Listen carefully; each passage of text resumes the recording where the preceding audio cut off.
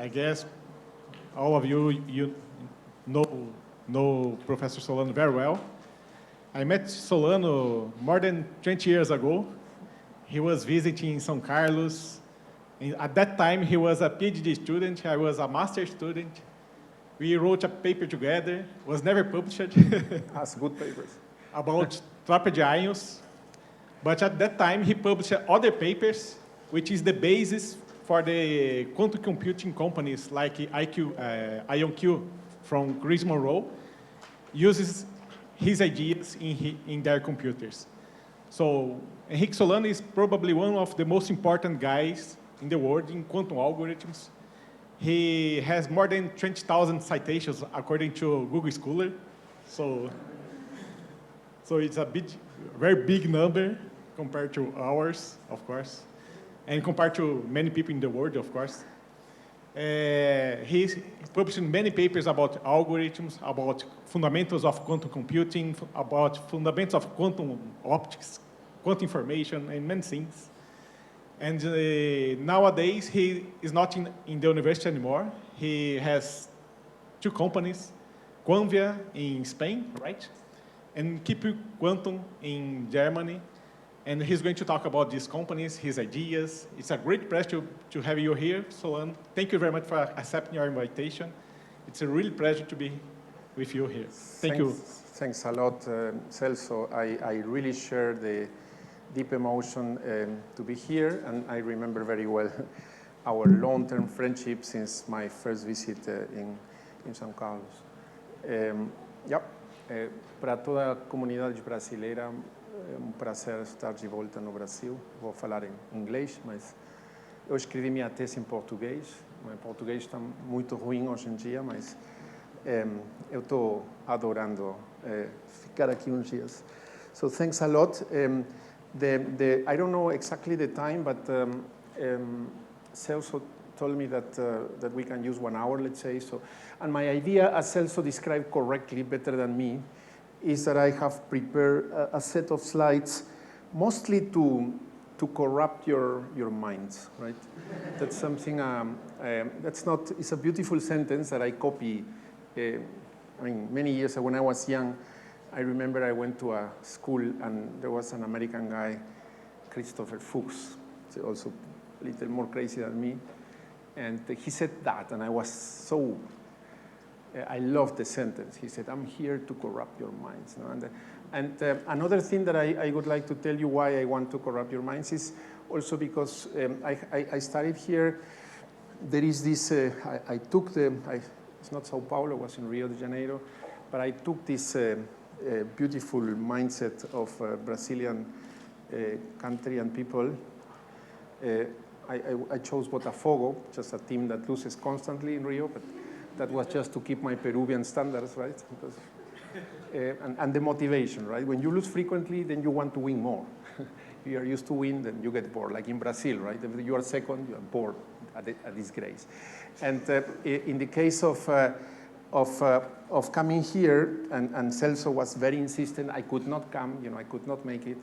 And at the end, we cooked something to make it happen and change everything. So I'm very, very, very glad. I don't come as frequently as I would like to Brazil. But also, I imposed me a condition because now the world is very little. We travel a lot, again, at least this year. And I promised me that if you go somewhere, try to say something that nobody can say in your place. And that's a recommendation I constantly give to my younger students and researchers. And I will try to do that with some very provocative statements about quantum computing and many, many things. So it will be a mixture of many things, okay? So already the title is a provocation because I've heard some part of the amazing lectures of Eduardo. By the way, he asked in the morning, is that too simple? Man, that was very serious for me. Stuff that you presented was very cool, very formal, very impressive, the level. And essentially this NISQ, which is an adjective, it is not a noun like many people use it, that means noisy intermediate scale quantum computers, essentially, and it is a declaration of failure almost. It's more or less like saying, guys, we cannot reach these scalable millions of qubits under massive coherence with, let's say, long coherence times of the qubits and almost perfect fidelity of the gates. Then John Preskill coined that, even though many of us, including me, we were working already for years under such a philosophy, that it is not the moment to dream too much, but to be pragmatic and to accept the qubits that we have in the lab. So even though these NISQ computers were coined to somehow to declare failure, that we cannot reach scalable quantum computers, I coined this concept of NISQ advantage. That means that you can reach quantum advantage with the current technology and the current qubits in the lab, and that's what we are working on, right? And I will share with you several visions and opinions about this, and there will be some surprises. Concerning the companies, as Celso said, I created 2 companies, one in Spain, and I will mention a little bit of both, even though the slides of QUANVIA in Spain are not here, but essentially, just for you, I have like 2 very radical visions. So people have to give the fight, the battlefield of the scalable quantum computer has to be there. And that's what KIPU Quantum is doing, right? Trying to prove, developing products that can approach quantum advantage. That means useful. Some students say, but what is the difference between supremacy and advantage? And I was sharing with friends in the lunch saying that, I mean, look, quantum advantage is very simple. You make a quantum algorithm, you run it in a wonderful or noisy quantum computer, and there are 100 people around the world that you don't know that knock at your door and said, I want to pay for that if you do it to solve my problem, right? Very simple, right? That's usefulness in quantum computing.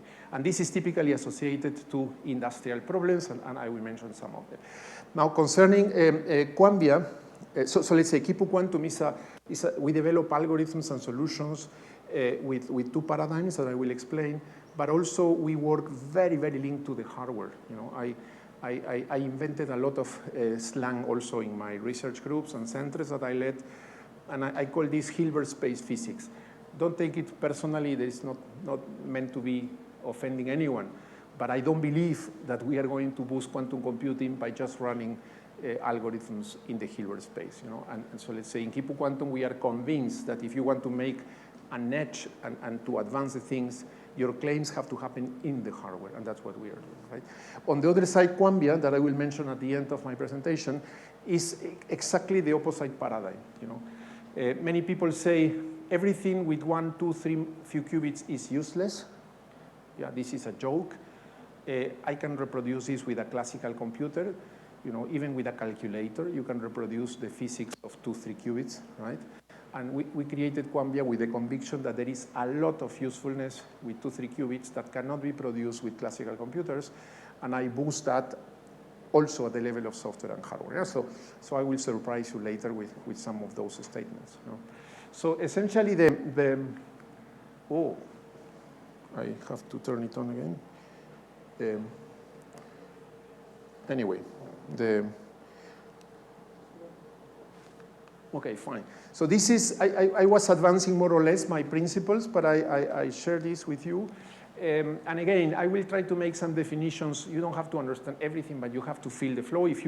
And I would like that this is more an interactive hour, so raise the hand if you want to make a question in any language that I can understand, right? So you know, what people call now, if you go to the street and you say quantum computer, everybody thinks in a digital quantum computer that is a sequence of 1 and 2 qubit gates running on a set of qubits where the qubits have certain possibility of connectivity. Sometimes they are nearest neighbor coupled, sometimes you can do long-range interactions, but I don't believe that the digital quantum computers that need error correction for scaling will ever happen in the lab, you know. Of course, that's easy to say. It's very easy to say, you know. And I can even prove it in the future, you know. And that's why my main criticism to the community of quantum computing, which debates about quantum computing, what people call digital quantum computers with error correction, are to be decided in the future. And when I have debates about this, I always tell my friends, you know, I have a proof that 1 + 1 is 3, you know, but I will disclose it in 100 years, you know. That's so I try to think it logically. What is the level of value of truth in such a sentence, right? So for me, universal quantum computers with error correction that requires, if you check the Google paper 2019 for RSA 2048, requires around 15,000 logical qubits, which amount to be 23 million physical qubits. You know, in the title is 20, because what's the difference between 20 and 23? If you read the paper, it's 23. The title is 20. Who cares? Because we are fighting for getting 10, 20, 30, 127, right? So that's more or less my take. And so this is a discussion. You know, I have a principle when I debate rational things, of course. Not, football is not rational, religion and politics, right? So this is out. I don't discuss that. But let's say at the rational level, if you say in the future we will have 100 million qubits working, or I say the opposite, what you can discuss about this? You know, it's of course a good, you know, you go to the corner to the barzinho, cafezinho, cervejinha, stupidamente gelada. That's the level of discussion, because there is no point. So what I will tell you is things that we can do today, now, in the next weeks, to reach quantum advantage. You know, I do believe also that this is a false debate between digital and analog. I don't know how much Eduardo was mentioning this, but very sure will come in the following days in the school that is very nicely organized, right? Essentially, digital is what I described at the beginning, and analog is the other extreme that typically run, for example, in neutral atom setups, where you have a bunch of qubits all coupled, and then you describe via Hamiltonian, and you say, oh, Ising-like, or you know, is following a certain Bose-Hubbard interaction and so on. And that's kind of the analog. And people create this false debate between digital and analog. No? And I will try to break it, showing that it is possible to develop a paradigm that I invented 10 years ago that we call it digital analog quantum computing that can be the solution for the scalability. And you know, and you can continue reading. It's a lot of fancy provocations. And also this is the sentence which I am not ashamed of, is something that also, that's an overreaction from my side, because I'm old enough, as Celso was saying, we met more than 20 years ago. I was doing my PhD, and we have lived the whole transition from the late 90s, where we were in the fundamentals of quantum physics. We moved to the development of quantum information, to the transition of quantum simulation. A few years ago, we started with the quantum computing.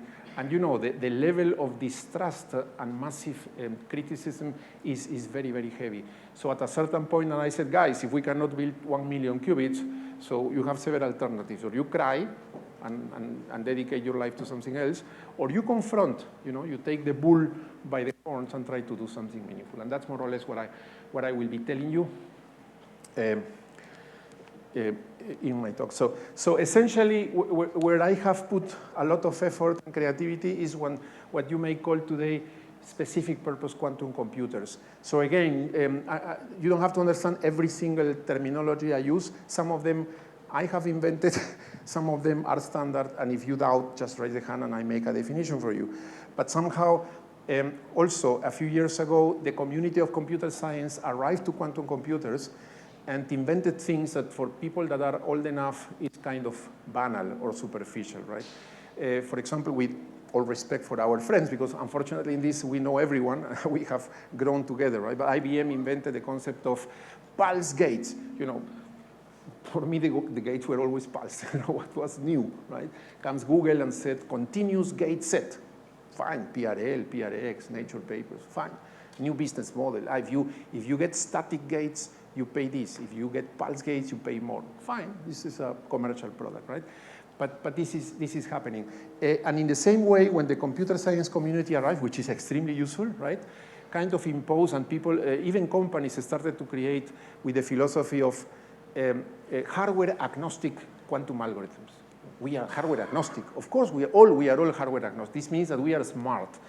No? Literally, we don't care about the hardware, and we just make algorithms and run in whatever quantum computer. Fantastic. You know, this is the worst way of destroying and creating hype that harms the community, because we are not living the times of making hardware agnostic algorithms, unfortunately. Okay? And that's more or less what we are trying to say. While others develop hardware agnostic stuff for the far future, fantastic.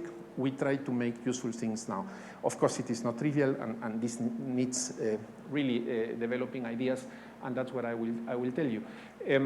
The last comment about digital analog is something that I will also insist in this talk to explain you how you can break And even though it looks like a contradiction, digital, analog, right? It is not. And as a principle of life, and this is a very, very wide sentence that you can take it metaphysically or not, I only believe in deep things, and deep things are always contradictory. You know? So everything that is consistent, for me, it's not relevant. Typically, it's false. Typically, it's a fanatism. You know? Things that are real and can really advance things are contradictory. That's a philosophy of life. And you see it in quantum computing, as I will explain, and you see it anywhere. You know? I share with you, for example, one revelation that I had about this principle of contradiction, not only because I love Oscar Wilde, who said, you know, whoever try to look for consistencies because they don't have enough imagination or something like that, was the sentence of Oscar Wilde. But I was visiting several times the Museum of the History of Computing in the Silicon Valley, in the Mountain View, and I was very impressed many years ago when I read a sentence. We have not been able to discover a material, right, that can behave as a memory, you know, as a memory that lives long, and at the same time allows for fast processing of the information. And when I read that, I said, come on, this needs a little bit of thinking, right? How can it be? There should be materials where you can put information and the information stays there long, so it has a long life as a memory, and at the same time, you can process information fast. You know? And this was in my head for a long, long time, until I just related to this principle of contradiction, or apparent contradiction, the way you want, right? And it's very deep, you know. And in quantum computing, it means something very deep. If you find me a qubit, that means a two-level system in a hardware system that can live very, very long, that means a good quantum memory, it is possible that you claim that this qubit or the encoded quantum information lives long, essentially because it is isolated, you know. And when something is very well isolated, then it is hard to operate on it. You know, it's so deep. You can relate it to thermodynamics, to philosophy, to whatever you want. But that's something beautiful, and that's the challenge in quantum computing, that the parameter regime that we have accessible for almost all technologies is forbidding us to break that neck, that bottleneck, that, for example, has been broken more or less in classical computers, where the arrival of microelectronics in the 50s, 60s managed to raise, if you check also in this museum, the first control node or XOR gates that in the beginning of the 20th century, and they were just electrical, you know, layers connected. It was the first 2-bit gate was like that, you know, this size with electrical fields, you know, and then we were able with microelectronics to raise that to important level. So that's a very, very difficult task that we have to cope with, and in my opinion, digital analog just breaks the limitations of the current hardware. Okay, so we continue. And as I said, please interrupt me. I asked Celso, and he told me that there are some younger people that have never heard of quantum computing, many that have heard, so I have prepared kind of mix, some things technical, some things not so technical. But you should know that quantum computers, and that's a sentence also that marked my intellectual life in the book of Asher Perez, who we exchanged emails, but we never met personally, but he passed away anyway.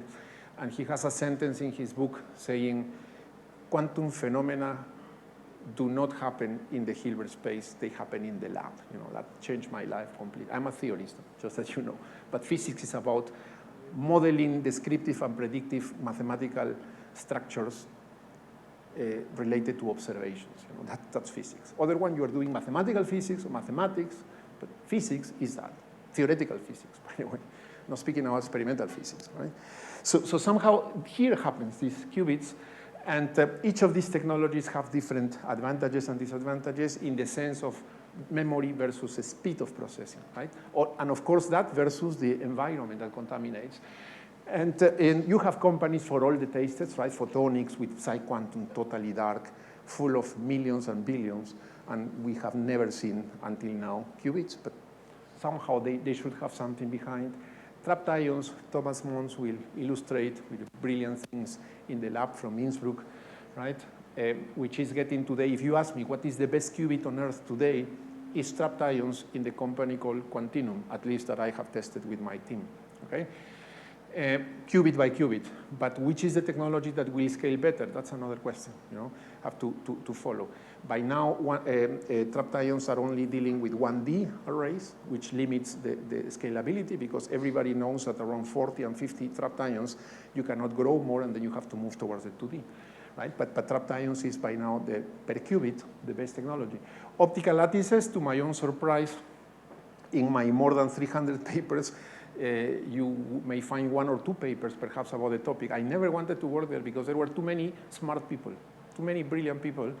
And I have as a rule that if I do something, it has to be original, unique, and the best ever. You know? And in that community, there was too good, too many labs, too much success, Nature papers every week. That's not challenging, right?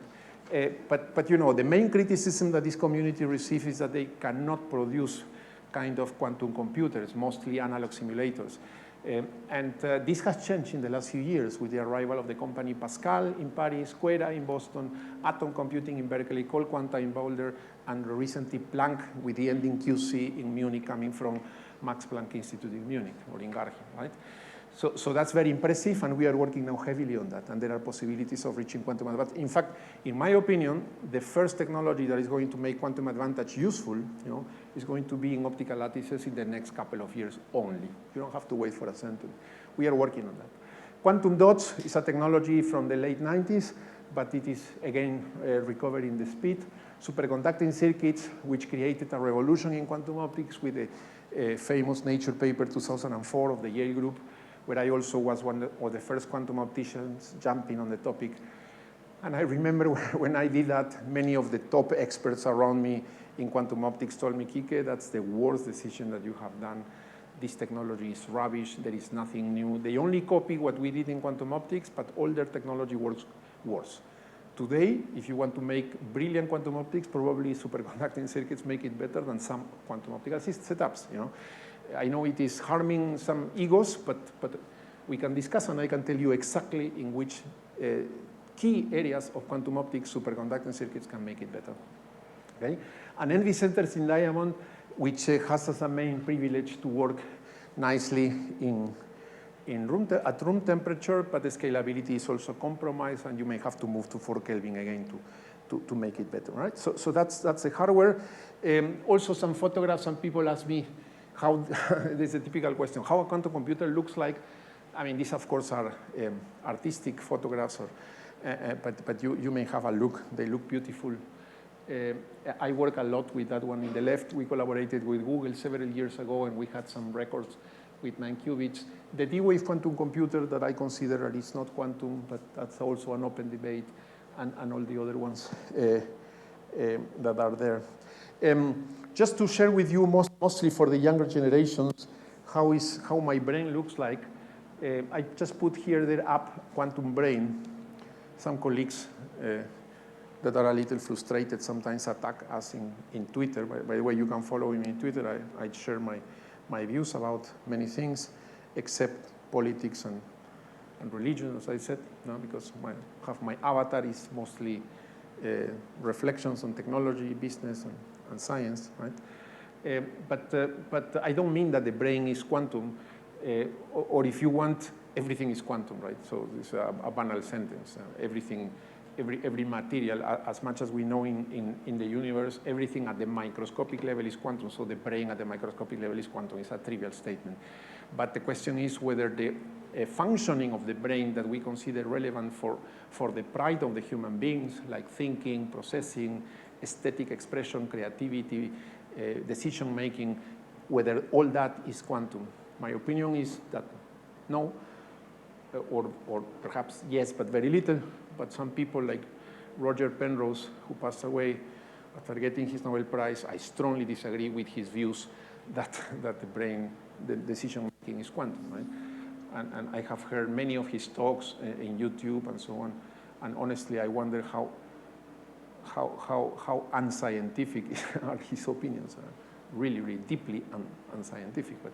But he was a genius. He is a great scientist, and he has the right to express his opinions, but it's not very formal. So I don't mean anything about that. I just mean one of the challenges I have in my scientific career, and it is to make a unification between quantum computers and kind of the neuromorphic processes associated with the functioning of the brain. So not only machine learning, with quantum computing, but essentially at a higher level, everything that represents non-Markovian neuromorphic computing with the quantum. And that's something that I find it very important. But I also believe that you can, I have participated on some also very, very risky research where I have been attacked and criticized and threatened and everything, because that's the level of some people. Because we did a pioneer work where we use a brain-computer interface that probably are connected. You can get it by hundreds of euros in Amazon, with electrodes that capture the electrical signals, external electrical signals of the brain. And we have connected this to a machine learning code, to a laptop, and the laptop to a quantum computer, to a qubit. And we try to prove that with just brain activity, that for me is classical, you can operate qubits and quantum computers. And we, even though we have received massive criticism, we have done the experiments and with friends, and now we will be boosting that with the company QUANVIA, for example, this connectivity of a few qubits to the brain activity for different purposes, okay? So yeah, I'm very much interested on that. At the same time, I created some years ago the concept of quantum memristor for trying to boost this idea of the quantum brain as a general concept. And even though memristor technology is present since many years and is considered in the field of neuromorphic computing, I called my people and said, guys, let us invent a quantum memristor, whatever it is. And we work heavily, and we have had several papers proposing how to design them, what is the model. A quantum memristor is almost a total contradiction, as I said. A quantum memristor has to have memory, has to be dissipative, so this means in contact with the environment, has to be quantum, has to be non-Markovian, all that at the same time. And we did it. We did several proposals of how to implement it in different technologies, and in the last few years there are several experiments proving that. In particular one, the most recent one, I think is in Nature Photonics, by the group in Vienna from Philipp Walter, where he has a great paper with quantum memristor, quoting our works, of course, fortunately, and not only proving that with photons you can create the concept of the quantum memristor, but also making numerical simulations proving that if you do them systematically and you couple them systematically, you can create a quantum neural network. And probably quantum neural network and quantum computing with machine learning are very linked. That's also interesting. So that's also, so I'm interested in both bottom-up approach, that is from quantum memristor, and in the last 2 years, if you check in the archive, we have done papers where we have proved theoretically how you can couple quantum memristor. So we have created entanglement of quantum memristors, and recently a paper with 3 parts, so 3 quantum memristors, and we have studied, for example, the balance between memristivity that is associated with the hysteretic curve and the quantumness and the degree of entanglement, for example. Very interesting balance and studies of entanglement versus memristivity, okay? So that's more or less what I meant by the quantum brain. But what you see around is more or less the way I am thinking in science and in technology. And essentially, I believe in this concept of co-design quantum computers, where software and hardware go hand in hand. And we created this digital analog quantum computing that I will explain later. We are also working in the relations of adiabatic quantum computing, counter-diabatic quantum computing, and how to merge it with digital processes. And this field of neuromorphic quantum computing that I invented the name, but does not exist yet, but we are reaching there. As I said, we started with the quantum memristor, composition of quantum memristors, entanglement of quantum memristors. And what is the goal of neuromorphic quantum computing? To reach quantum advantage with perhaps 30, 40 quantum memristors modeling what? Navier-Stokes equation or a finance model, we will see. We are working on that. But the idea is the essential, let's say, feature of the way I think in science, in quantum computing, is that you should kind of respect what nature provides you from the lab and not impose just a fantasy of millions of qubits that perhaps will never happen. And there are possibilities to do that, right? And here I profit to make a reflection with you because you follow this example, right? That you show my rebellion against fault-tolerant quantum computers and error correction. You know that the theory claims that you need 10,000 physical qubits with a certain level of coherence and fidelity of the gates to reach the creation of the first logical qubit. So the first logical qubit does not exist until now. And it could be that somebody builds it in 10 years. one logical qubit. So for me, working in error correction is making mathematical physics, right? The unit, the logical qubit, does not exist. And this is the logical qubit. The unit of a fault-tolerant quantum computer cannot be the logical qubit. It has to be at least 2 logical qubits entangled. So at least we wait for the 20,000 physical qubits to do that. Okay? So that's fine. And I wanted to make a reflection with you. Our crazy friends from astrophysics and cosmology, because I have a lot of admiration for how this community also takes data, and kind of make theories and create things in a very, very impressive way, have estimated that the number of particles in the universe is approximately, if I am not wrong, 2 to the 80 or something like that. Okay, and if you sorry, 10 to the 80, right? And if you just make the log 2 of that quantity, you will see that essentially it's like the number 2 to the 325, something like that. You can make an estimation. This means that if somebody provides you in the lab 325 qubits, the dimension of the Hilbert space is equivalent to the number of particles in the universe, right? 325 qubits. And now comes the community of fault-tolerant quantum computers and tells me that they need 20 million qubits for making something useful. So try to calculate the dimension, the Hilbert space dimension of that. So my point is, when I make this reflection for me, I said, guys, if with 325 qubits we don't reach quantum advantage, it's not because nature doesn't want to provide us coherence. It's because we are not smart and creative enough. And I take it. I take it very personally, intellectually, right? And I work under that conviction that there should be a way of making something useful with a quantum computer with a Hilbert space dimension that corresponds to the number of particles in the universe. Otherwise, there may be something. Of course, it's not as trivial as you might think, but that's more or less my challenge, okay? Fine. So now concerning the business, at least in KIPU Quantum, we are trying to explore possibilities of these co-designed quantum computers for different applications, but also we have been speculating about possibilities of doing things with small qubits that was mostly done by my QUANVIA company. I will present some slides that correspond to what people in companies call the pitch deck.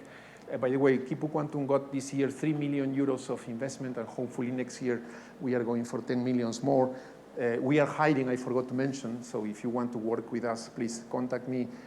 I just leave on Thursday, but contact me.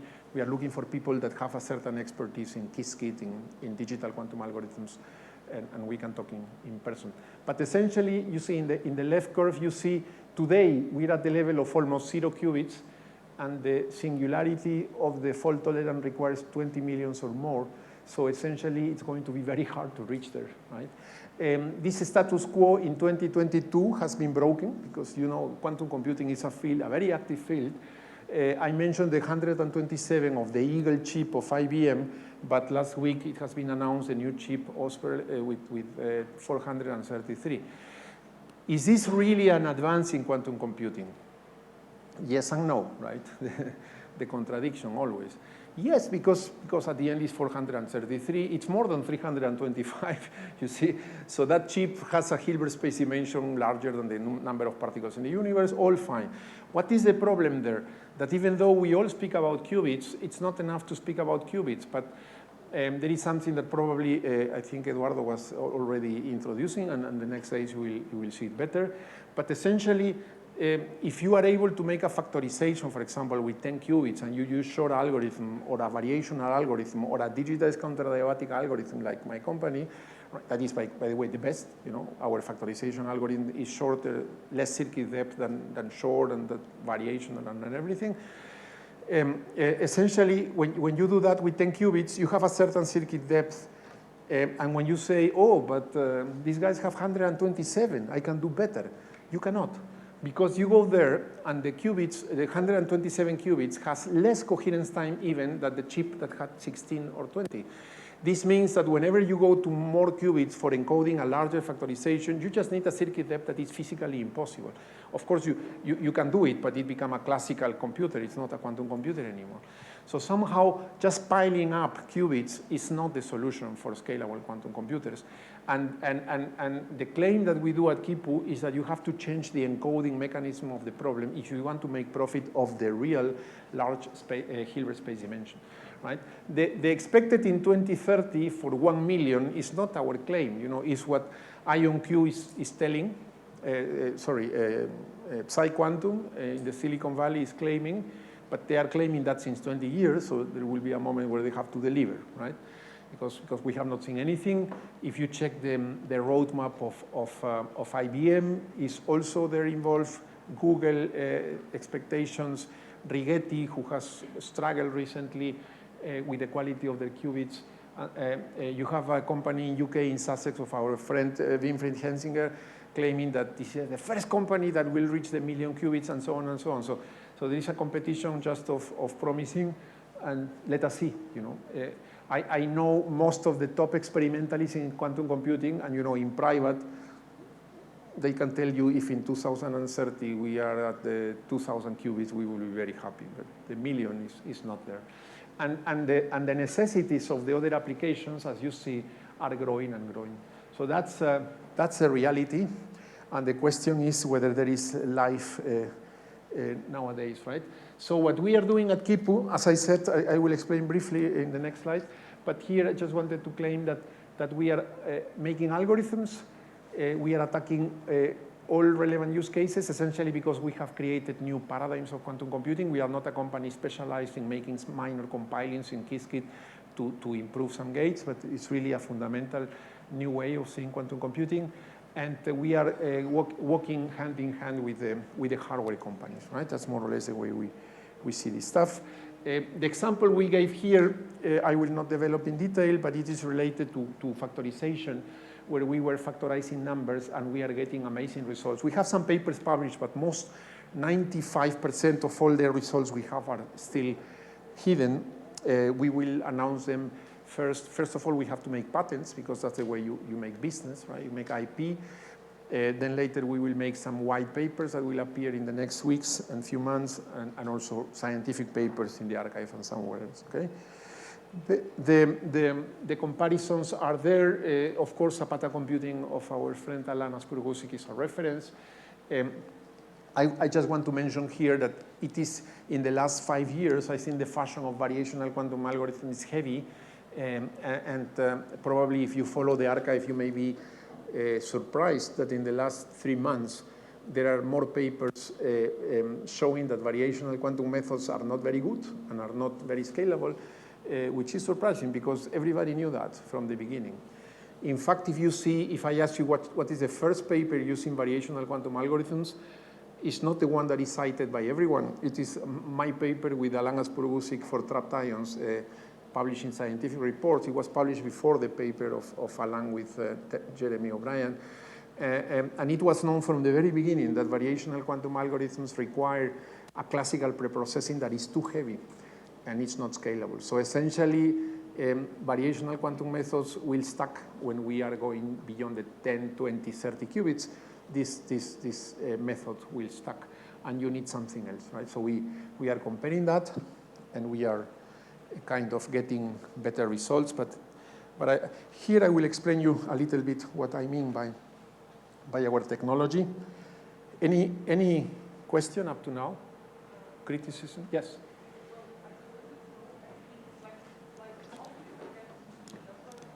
Can you speak louder? Yes. I just wanted to know, how did you compute this number? I think it was 10,000 to get one. Yeah. So if you repeat the question. Yes, the question is, how can you compute that you need 10,000 physical qubits to compose one logical qubit, right? So this is not my work. So I am quoting the experts, and one of the world experts in that is the theory team of Google. And you can check in this paper. I think it's published in the journal Quantum, that is an online system, 2019. And the title is 20 million qubits for RSA 2048, something like that. And it's a very, very professional paper where they use this 10,000, and it is kind of, everybody repeats it, and it's considered standard. Of course, what I mean is truly encoded logical qubit that can scale ad infinitum. So I give value to that. If you reach that point, if you are really able to encode one logical qubit in 10,000 physical qubits, then literally you can make a quantum computer with arbitrary size. You can make millions of logical qubits. You can change the world, the history of humankind. The point is to reach there. And if you check the recent achievements, for example, from Leo Di Carlo in Delft, from Andreas Walraff in Zurich, you check that the most advanced experimental results are using 17 physical qubits to make a logical qubit. So that qubit makes a Nature paper, makes a career, make you famous, make grants, prizes, but will never make a scalable quantum computer. Or you use the 10,000 covering the spectrum of the errors, or it's not scalable. That's it. That's my answer to you. Yeah. Yes, but I just I just want to show if this number like this 10,000 like this is not a fundamental bound, right? It's more like about how people understand nowadays. Wonderful. Yes. Yes. But, yeah. I like your comment, because in fact Thomas Mons, who just arrived there, was sleeping. We are friends also since years with Thomas. Was quoting, I mean, we are friends also, we have collaborated for years, was quoting, there should be more, it should be smarter, just to answer your question. The comment was, but this 10,000 is not a hard bound, right? It's just the way people do. Yes. It's the way, the most advanced way in which top experts, more clever than me, have found to keep a scalable quantum computer growing. But Thomas I quote Thomas because that's the sentence, right? There should be smarter ways of doing that with less overhead. Yes, that's what I think. That's what I think. But the path towards the 10,000 physical qubits is just insane. You cannot. I don't want to enter into that detail, but I have discussed in private with many experts. You cannot imagine the challenge, the experimental challenge for reaching there. It's amazing. But I always claim, and this, okay, I don't like to quote others because I think that I can produce my own sentences, but in this time I quote Serge Haroche, Nobel Prize, who is also a great friend. I have not met him for a while. But many years ago, like 20 years ago, I think when he was coming to Brazil frequently, right, we were speaking about 100 qubits. And then he said, look, if we reach 100 qubits, I have thousands of brilliant ideas on how to make that useful before reaching the millions, right? And that's the way I also think, that okay, some people should try that scope of the millions, but on the way, when you will have 200, when you will have 1,000, 5,000, 10,000, be sure that there will be plenty of stuff to do that doesn't necessarily rely on error correction. That's the way I see it. But anyway, this is a total speculation. Yep. So I'm very ignorant in the field. When you speak of error correction, what is it specifically? Good point. Yes. So he asked. He said that he's very knowledgeable, but he wants to know what is error correction. That's the translation. Or for everyone. Yeah. Essentially, there is a theory developed since 20 years, I guess, about how to correct errors. And that was a very important debate, a fundamental scientific debate, I think since the late 90s, and then in this century, where there were even Nobel Prize people claiming that quantum physics, by its own nature, forbids any possibility to correct errors in a logical manner, because of the projection, because this and because that. And some people found ways of how to encode, to use an overhead of qubits, that many physical qubits that are noisy can encode a logical qubit that is less noisy. That's the essence of error correction. So you can create, in a pool of noisy physical qubits, you can encode a logical qubit that lives longer. And people have estimated that only by 10,000, you may have enough control of the logical qubit such that you can just put many and grow. What Yep. do you think about quantum Good point. So I have, as I said, conceptually, so I am very, very tough, but I am also very respectful, you know, but I think I don't criticize people, I criticize ideas, right? And that's the way it should be, and I also accept criticism. But, so let's say the community of error correction is mathematical physics, you know. It has never happened in the lab, a logical qubit at that point, so that's a valid thing. Mathematical physicists should boost that. Computer scientists and experimentalists are trying to do that, right? But if you check, for example, the Google paper, one of the world experts is Craig Jitney, with whom I have played football. And of course, I have danced with him. Like I used to be captain in Rio de Janeiro in my team. I don't play football anymore. But, you know, and Craig Jitney is a world expert in that. Check his paper where he reviews all quantum error correction in the lab. And he claims in his table at the end that all experiments that have happened in error correction, none of them is in the category of quantum error correction. They are still in the category of classical error correction encoded in quantum system. That's his opinion and his classification. And error mitigation is just like the NISQ concept. It's more or less, guys, are we waiting for the logical qubit or we do something, you know? And that's the field of error correction that tries to use optimal control and different creative ideas to survive. The problem of error mitigation is that it cannot be considered scalable in the sense I said, in the sense that it helps you to keep advancing the field, but it's not a universal method of scaling. That it is useful, of course, and that's something also I wanted to share with you, because most of the ideas I boost, and I will explain now, are based on pragmatism. We poetically, because before being physicist, I'm a poet, you know, I always said our algorithms in KIPU Quantum breathe and live through the hardware. You know, that's the only way I see quantum computing. Quantum computing happens in the hardware. You know? And from that point of view, in the moment where we approach quantum advantage with error mitigation and digital analog encoding and all that, you know, people raise their hand and say, yeah, but you are not universal. And you can ask Hartmut Neven in Google or many people that are really in the business that they will tell you. If you solve a problem for predicting a behavior of a new medicine and you create a $1 billion business around it, who cares whether your machine was scalable or universal or not, right? And that's where we are. Of course, people have the right to question that, but in my opinion, in the same way that I praise the quantum supremacy of Google, and when I was giving some interviews for journalists at that time, they said, but do you think it is true or it is? I told the journalists, look, I am totally sure that in the next years people will prove that it was not true. And when they will prove that it is not true, like it happened now, because a Beijing team proved that you can do it classically, I will still claim that this is one of the milestones in history of quantum computing. You know, and what we are looking for now is a similar claim, not for quantum supremacy, but for quantum advantage. I think it is crucial that the community reaches a quantum advantage, scratching the hardware with the noise and with smart encoding, even though we may lose the universality and higher scalability. That's more or less the way I see. Why? Because life is short, you know, and I don't know if it was in one of my slides. I don't work for posterity. Whoever wants to work for posterity, good luck. I don't work. I want things happening now and successful now, and my name associated to it now. You know, very, very easy.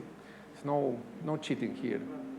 You know, the people say, you know, in the 23rd century, they will quote my paper. I mean, I will be dead. So, I mean, I don't care, but perhaps so. Newton cared a lot. If you read the biography of Newton, Newton killed a lot of people around just to preserve his name. That's fine. Anyway, so let me briefly tell you now the technology of KIPU, and I think then I would like to take more questions because I like a lot your questions. Huh? So essentially, we have invented two paradigms. Huh? One of them is called digitized counter-diabatic quantum computing. The name is cumbersome. I don't like it. But that's the way it is, and you will get it immediately. So what we are doing is the following. And again, this meant to be kind of dissemination-like, technical, non-technical, but you can raise a hand, and I will explain you if you don't get a certain point, right? Literally, what we have discovered is a way of getting the shortest circuit depth of digital quantum algorithms ever in the history, and we have, of course, hard data to prove it, right? And you will be seeing white papers to be public, open in the next weeks and months, right? But we have applied our methods to protein folding, portfolio optimization, the whole class of combinatorial optimization, chemistry, factorization, logistics, I mean, everything that is around, and we take the state of the art of the previous months, and we just pass them from far and much better. But I would like that you get the principle, which is beautiful, you know, it's I'm very proud of this result. It has only 2 years of existence. And it is the following. We take a problem and we use the following sentences. I'm not going to explain them, I'm going just to quote one deep knowledge that the community has acquired 20 years ago, more or less. Every computational problem can be encoded as the ground state of an adiabatic quantum dynamics. This is one of the key cornerstones in adiabatic quantum computing. So every computational problem, classical in this case, can be encoded in the ground state of an adiabatic quantum dynamics, where you start in a trivial Hamiltonian, you move the system adiabatically until you reach the point of the Hamiltonian that you wanted to target, and the ground state is the solution of the problem, right? That's deep knowledge, proved by others, okay?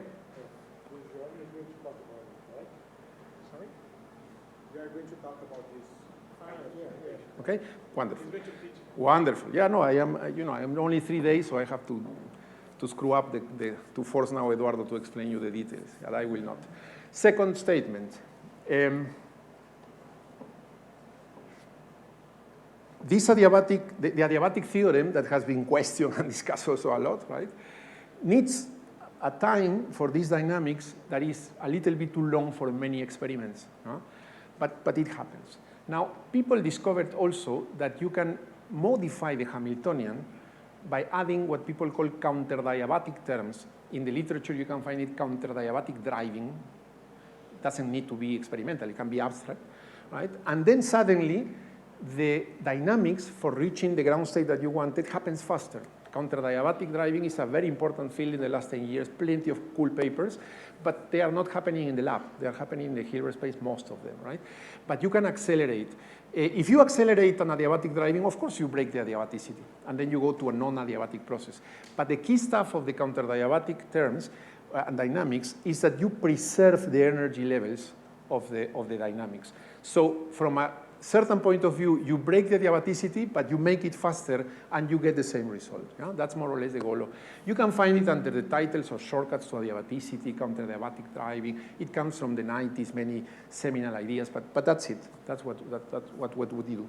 So let's say we take, for example, the portfolio optimization problem, or we take the factorization problem, we encode it in the ground state of an adiabatic quantum algorithm, then we add counterdiabatic terms that is a non-trivial stuff, right? You have to choose them in an adequate way, in a very simple manner to accelerate. All this is happening for us in the Hilbert space that I was criticizing, right?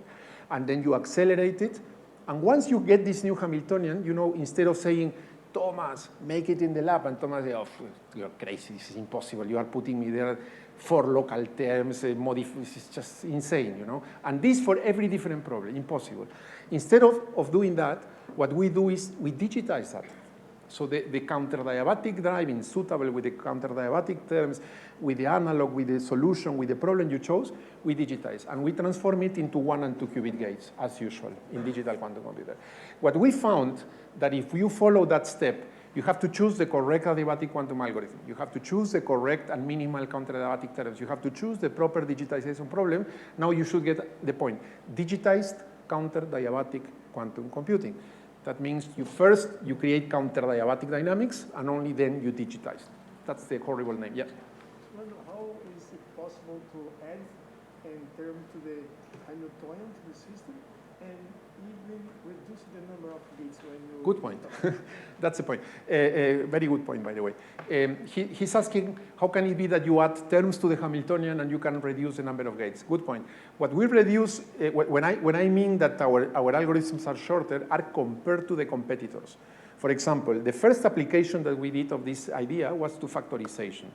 You know, because if you go to the literature, you find many adiabatic quantum algorithms for factorization. So we take the factorization problem, we take the adiabatic, the Hamiltonian, then we choose the counterdiabatic terms, and we digitize. If you add counterdiabatic terms, the algorithms can look a little bit larger essentially than the original adiabatic. But then we compare to Shor algorithm, and that was a total surprise for me. I wanted to share this with you because I'm not surprised anymore, but probably you should know. You know, to make an algorithm faster or shorter than Shor algorithm is trivial, almost trivial. I had to learn it myself. That I told my students that's wrong. It has to be wrong. Shor is a temple in the history. And it is not. You know why? Because this kind of computer science-minded developments are just beautiful mathematical theorems valid for 1 to infinite qubits.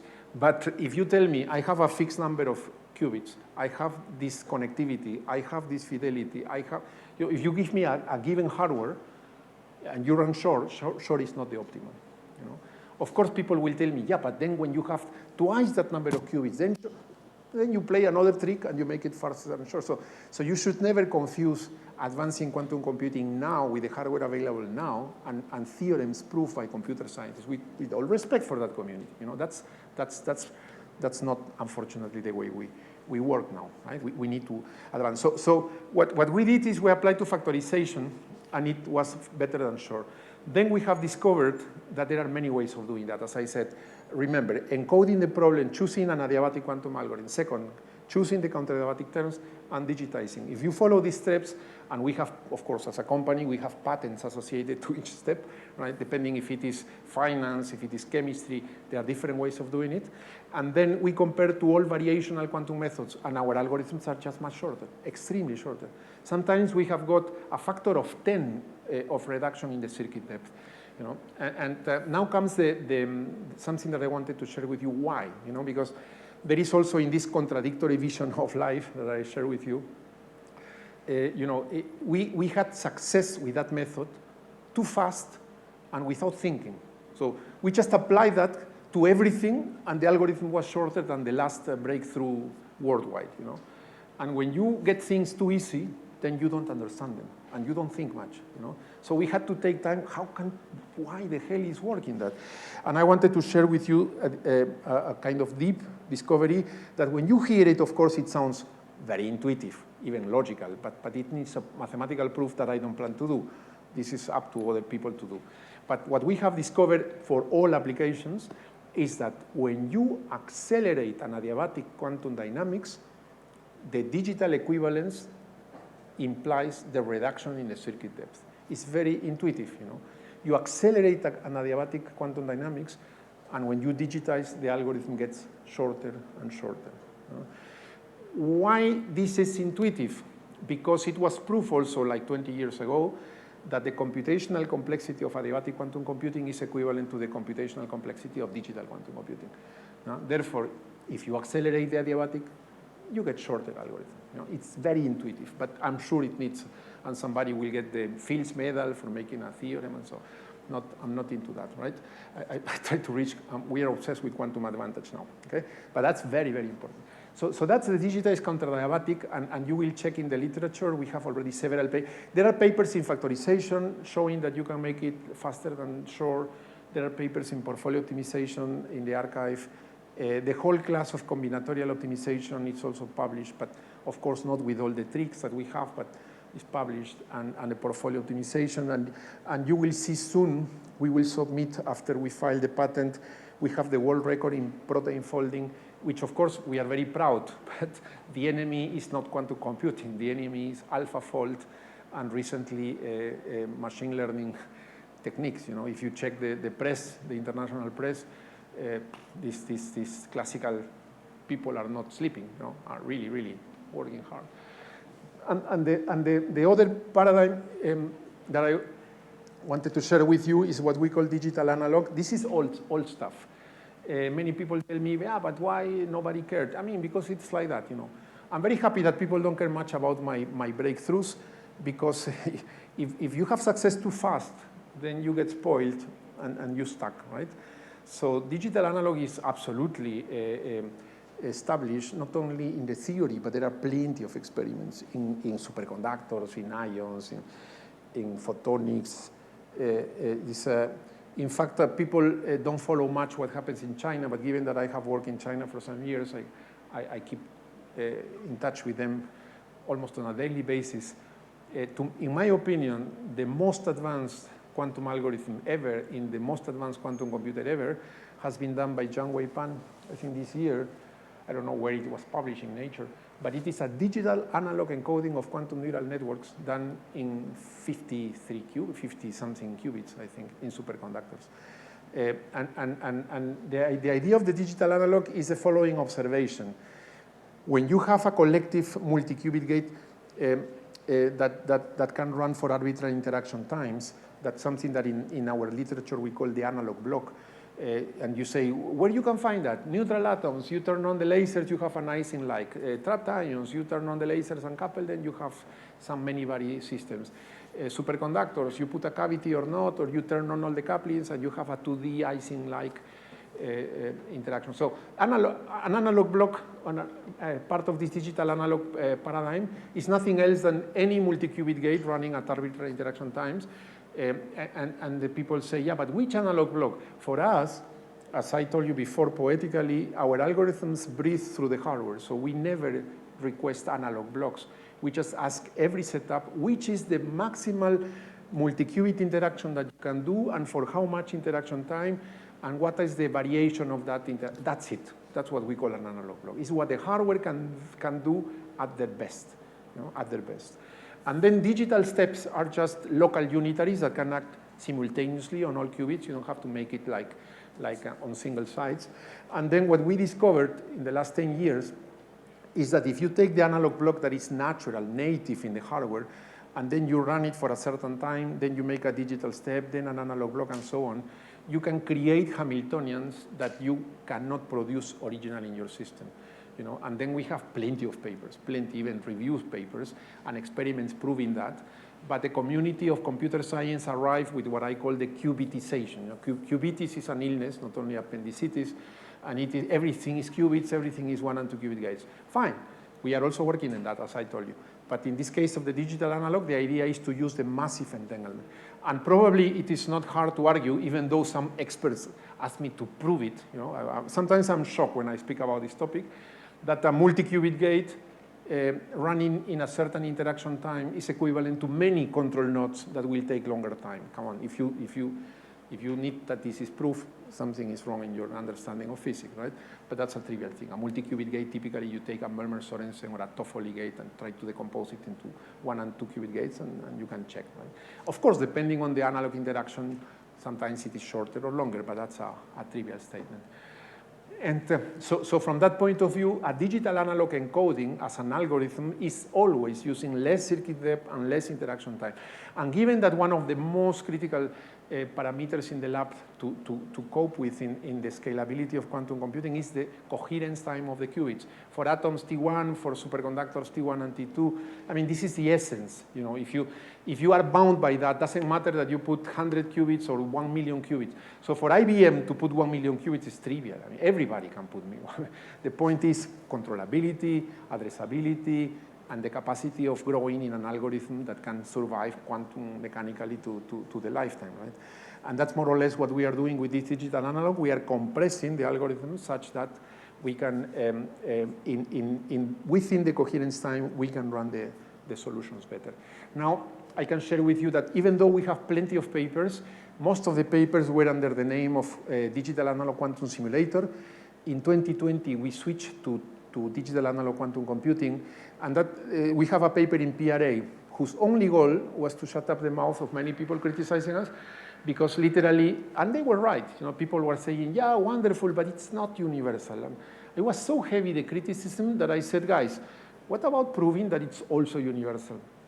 And in this 2020 paper, we took the Ising interaction in 2D, like you find in many setups, and we showed that the digital analog encoding with the analog block that is native to many hardware systems, you can make universal quantum computing. As I said, our goal is not to reach the universality. Our goal is to reach quantum advantage. So how can you reach quantum advantage then with digital analog? I tell you already our top secret that we are working on. You convince a hardware company that provides you with 100 qubits as an analog block. These companies that work in ions or in neutral atoms will tell you, oh, we are also working in a 256 qubit, like Quera company in Boston, Or you say, oh, there are other companies that are already working with 1,000 qubits, and they cannot make 1 and 2 qubit gates. You know? They can only turn on the drive-ins, the microwave, and the lasers, and just create a massive entanglement. So what we are doing is we are taking that analog block, combining it in a digital analog algorithmic encoding, and we are going to produce what? Industrial problems. Problems, as I said at the very beginning, when people say, what is the difference between quantum supremacy and quantum advantage? This should be a problem that when we announce the result, right, after protecting our intellectual property, you know, many customers that you never heard of knock at your door and said, I want to pay for that for my bank, or for my logistic company, or for my chemical industry, right? So that's more or less what we are working on. And so let's say, even though I have started from different perspectives, I can tell you my vision today, that tomorrow may be different, right? Because life changes, right?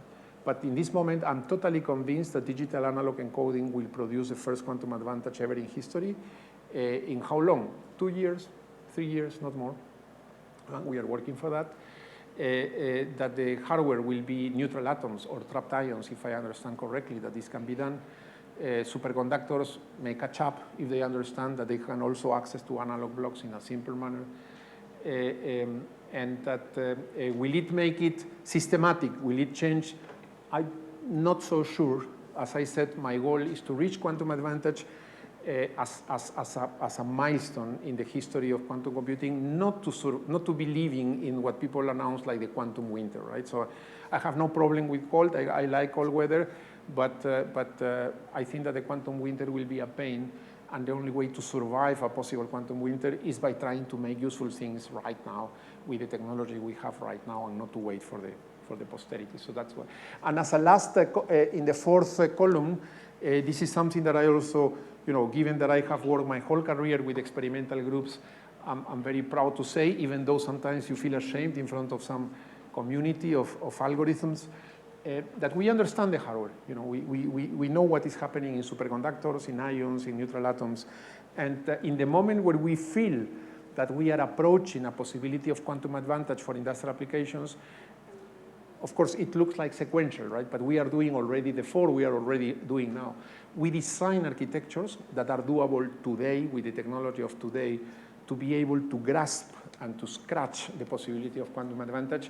And that's the way we are working now, okay? So that's more or less what I had planned to say. All these technical things I will not mention, and I just wanted to finish with a surprise for you, this quantum arts. You know, as I said, as a good Latino American, I think we are more writers and poets by history. I'm not very proud of that. You know, I would like that there are more technology and more engineers and more scientists, but historically, so I feel me very attached to arts, and I dedicate most part of my time to arts.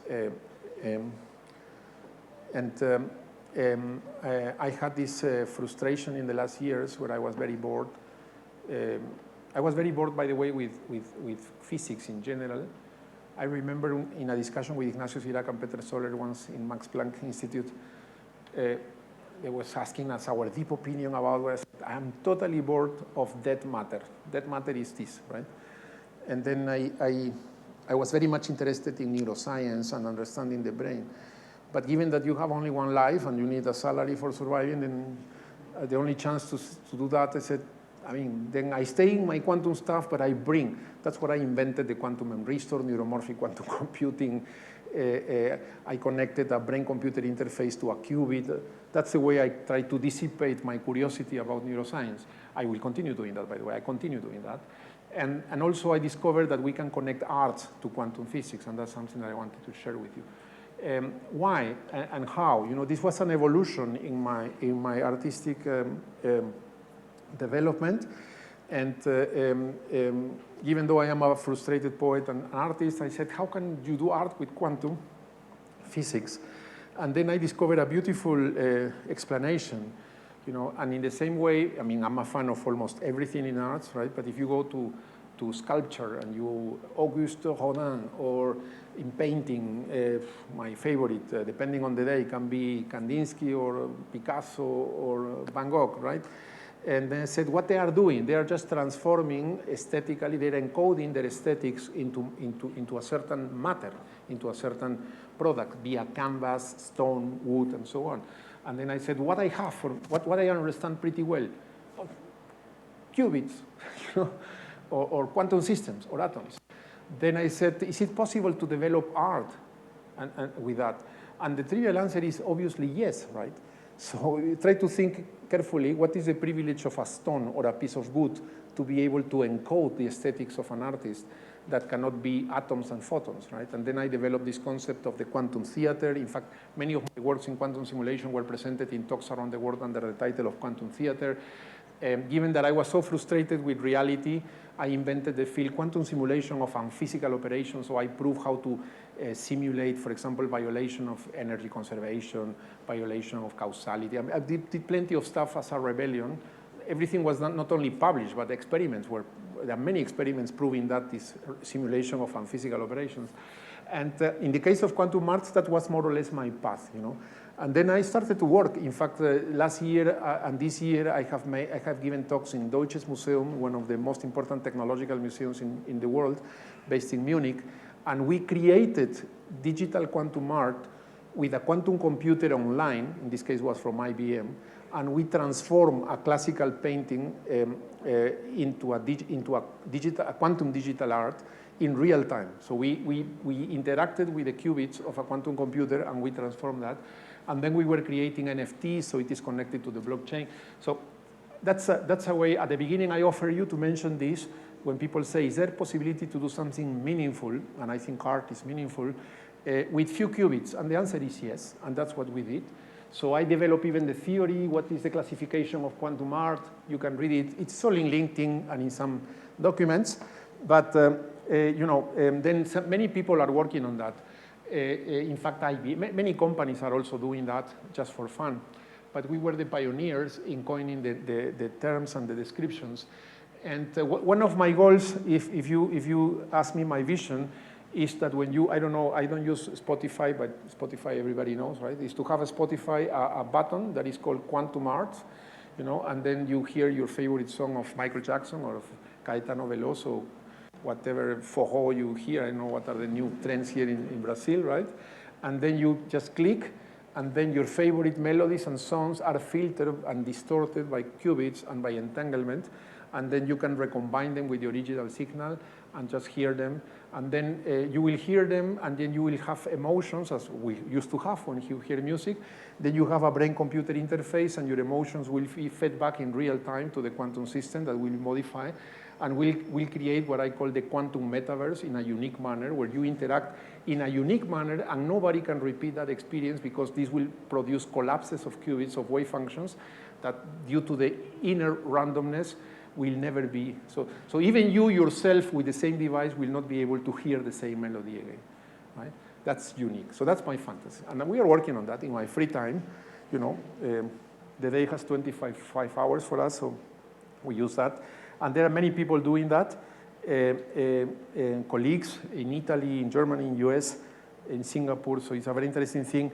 And we, I don't know if I can show you this, but last year we did a crazy stuff. We produced one of our first quantum digital art, and we sold it. And given that all life is part of the fun, I put a price, you know, in Ethereum. And I chose the price pi Ethereum because I wanted that the price is an irrational number, right? Because even the prices in the blockchain are irrational, and then the price was pi, of course, truncated, right? Because this platform was not able to produce an irrational number, and we created that is called the KIPU quantum creator, and I think it can. I don't know if you will hear, the music was composed by qubits, and also the image. Oh, there is no sound. You hear a little bit? No, you don't hear it. Anyway, so you can find, if you put KIPU quantum creator number 0, because that's the crazy things of blockchain, right? Everybody can access, you can even download it, but you are not the owner of it. you know. Anyway, that's the way. Anyway, we got the money, not the money, but we got the Ethereum. And the guy that bought it is this guy from Italy, right, Hakatao. And they paid the Pi Ethereum that at that time was like 15,000 euros, I think, more or less. Now, I don't know, after all the mess of, of the exchange rate, but we were able to sell it. And Hakatao is top 10 worldwide in digital art, in NFT artworks. And we were able to do that. And that's also fun. So I just wanted to share with you that all this comes from a way of expressing, and that's a message for you, especially because you are young people, and many of you starting your careers. And for me, just science and technology and business are ways of expressing ourselves. As good Latino Americans, we have this necessity of aesthetic expression, and I cannot see anything in science and technology and business that is not going through my standards of aesthetics. Of course, if you can gain some millions with that, much better, right? So that's what we are doing. That's the way it should be. And so some friends in Singapore created this quantum pointillism, which is beautiful, by the way, these pieces. And I just let you with some reflections of also what you can do with quantum arts and few qubits. And this is something that we are even considering. In Spain, we are trying to manufacture room temperature few qubits that can transform the measurement of the qubits into an audio and video signal that will communicate with a virtual reality to create the concept of the quantum metaverse. I don't know whether this will make a great business, but at least I think Facebook and Mark Zuckerberg believe in that. And we are trying to combine this metaverse with the quantum aspect. So, okay, so that's it. I think I stop here, and I can take a couple of questions. And depending on the mood, we stop or we go ahead.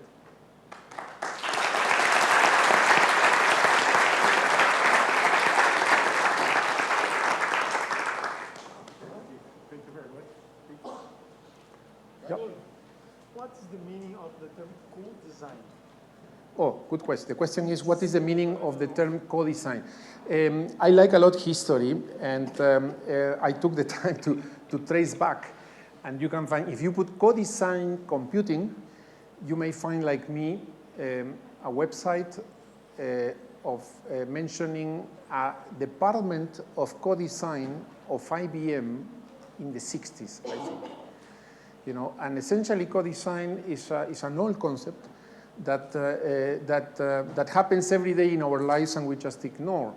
And it's essentially the design of architectures in the hardware of computers adapted to the application that you want to run it, and vice versa. You know, so the connection of hardware and software in a unique manner. I have done a lot of scientific and philosophical reflection of that, and unfortunately, in this moment, I don't understand how people can think in a different way. You know, so everything everything that you calculate, right, has a component of hardware. It has an existence. So co-design is that principle. And at the beginning of computing, this was done. In fact, analog computing. If you also check in internet, for example, when the human being reached the moon in the Apollo program, most of the devices for computing were analog devices, and there were only 16 kilobytes, I think, of digital stuff, right? So many people think, yeah, but now we have microelectronics and everything is digital. False, you know. Take the last model of Apple, and you will see that have more of neuromorphic and GPUs than digital. So essentially, we are constantly doing digital, analog, and co-design. Only that sometimes the specialization tends to put in our heads that these are different things, you know. Algorithm is one thing, hardware is another thing. It's just the same. One exists to the other. So that's the meaning of co-design. Then when I coined it again for quantum computers, you know, I had to discover that the concept was there since the last century. But nowadays, the idea of co-design quantum computers is to abandon this hardware agnostic approach. Not everyone, you know. I respect the freedom of everyone, but we just want to do things happening in the hardware and to adapt to the hardware. That's why we are using native gates, native 2-qubit gates, multi-qubit gates, because that's a way to shorten the lifetime. Any other question? Yep. So if I understood you correctly, like in the third step you have these qubit gates that somehow reduce the depth of the circuits. So this is very similar to what happens in this measurement-based quantum computation, that you start out from like a massive entangled state, and you replace like the use of these C-naughts by local operation. Yes. So my question is like, is there a relation? Can you understand this as good point? Good point. You know, I will quote, today I am quoting more, because I think Thomas is contaminating my brain now, because I will quote Rainer. You know, I remember Rainer Blatt telling me one day, "Hey, Kike, come, style of Rainer. Just go and tell your friend there, what was the name of our friend, the inventors of measurement-based, Hans Briegel. Tell your friend there, Hans, that it is totally useless, the measurement. Why? It's so beautiful." And essentially because that's, again, the real life. What people call quantum feedback, to be able to measure one qubit and taking the outcome of that measurement and using it for deciding the next operation is something that, for example, in trapped ions is almost impossible. Because even though it's a beautiful contradiction, right? Trapped ions has the maximal and best fidelity in readout ever in history of a qubit. At the same time, it takes a long time. For many reasons, the 3D, the 4-pi stereo radiance, that you would have to put mirrors or detectors all over. I mean, many reasons. But essentially, the measurement is very precise, but it takes a long time. So if you want to use it for the next qubit died already somehow, right? So that's the reason. But you're right in the sense that the cluster state in 2D, that is considered a universal approach, because in 1D it's not universal, right, is there. It has to be created as soon as possible, which is possible because essentially you know that just with control phase gates, massively you can do that. So essentially the 2D cluster state could be done. But then the problem is that the qubits are physically allowing for measuring, have a very good fidelity in the readout, and being able to operate and to do it in many. No? So from that point of view, yes, I never made a relation, but I will reflect on that, because essentially you change the game. You start by a massive entanglement and you switch to local address. Yeah, Tom. Just a quick comment. So for trapped ions, the measurement time, the long measurement time and the long feed-forward time is as fast as a single qubit gate, which is by far the fastest feed-forward you can get on any platform. Oh, that's new to me. Jonathan Holm did it like 1.5 years ago. Oh, wonderful. Everything in terms of stabilizers. And how they manage with they use this electron shelving still? Yeah. Okay. And what was wrong there, or what has been improved? The trickiest part was getting the camera to work, to shuffle the data. CCD. Okay. So they still use a CCD camera from Nuvo. Wonderful. But they had to write their own FPGA drivers to extract the information faster. Okay. They now do it in a few microseconds. Wonderful. I will have a look, because essentially superconductors have not solved this problem, to my knowledge, right? But Tom, who knows? Which is also not correct, because IBM offers that on the cloud already. That's right, but as I said, but as you know, it's not that it is possible or not possible, but how many operations can you do? For example, in the case of the 2D cluster state, imagine that you have 10 by 10, 100. The question is if you can do it 100, if it survives, versus the coherence time of the qubit. You see? So let's say that you can do it, yes, but the question is how many. Anyway, that's a good point. You know, I have participated recently in analysis of hardware of several companies in superconductors, and one of the bottlenecks is still this, what people call the reset time and so on for the feedback. Anyway, good. I'm learning also. Yeah. Where do you think D-Wave is now that quantum computer? Perhaps Tom is the right person. I mean, essentially, the time of running of the algorithm is much, much longer than the coherence time of the qubit. So, of course, some people, I have been in D-Wave, I have been invited to Vancouver, I have discussed with the guys. What can I say? I mean, if the algorithm runs beyond the coherence time of the qubits, the only thing I defend from D-Wave is that there are claims from D-Wave and some colleagues saying that they were able to reach quantum advantage with D-Wave quantum computer. Beyond any detail, I do believe that this is possible, because for me, D-Wave is an analog classical computer. So that an analog classical computer can outperform digital classical computers is trivial. This was known since always. So that's the way I see the D-Wave story. But But you know, it's not surprising either that the D-Wave is now moving towards digital quantum computers, right? So that was a strategic decision that we have to figure out. There is nothing wrong with that, right? As I said, an analog device is always possible to beat digital computers. That's a history of humankind. Another question?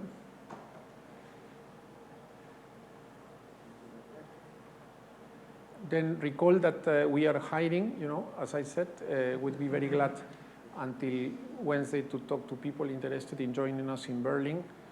The only request is motivation and know-how on how to develop digital quantum algorithms, especially on cloud-based quantum computers, because we need urgently such an expertise. And what we can offer is that you will participate of the reaching of useful quantum advantage very soon. That's what we are looking for. You know, I will never work in quantum computer if I'm not totally convinced that we will do that very soon. That's more or less the challenge. Is usefulness now or never? Okay, thanks a lot then.